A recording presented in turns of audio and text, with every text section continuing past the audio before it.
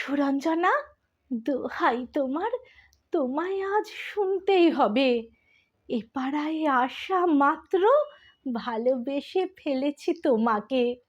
শুধু তোমাদের গলিতে ওই ব্যান্ড মাস্টার নাকে থাকে, সে কেন তোমার বাবার কাছে অত যায়?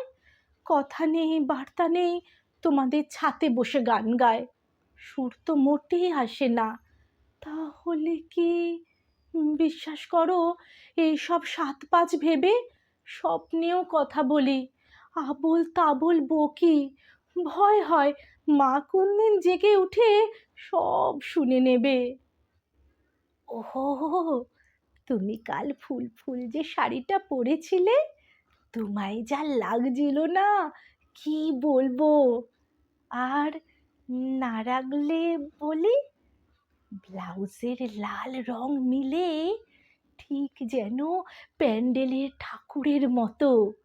আমাদের নব তোমাকে দেখেই বলল, মাইরি, পা ছুতে ইচ্ছে হয়। আমি একটু ঘাবড়ে গেছিলাম শুনে। তার উপর ভয় ও আমার মুখ চোখ দেখে কিছু ধরতে না পারে। এইভাবে বেশি দিন চলবে না জানি। তার উপর তোমাদের স্কুলেও এত কড়াকড়ি করে।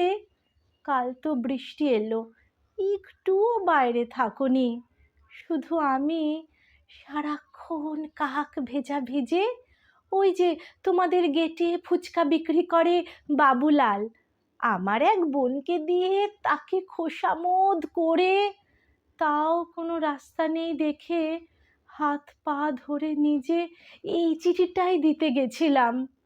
কিন্তু কপাল, তোমাদের মীরা, নাকি নীরা দিদিমণি হবে, তিনি তখন ছাতি হাতে বেরোচ্ছেন সবে।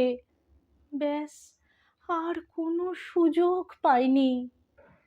তবে জ্বরে সারা রাত দেখেছি তোমাকে।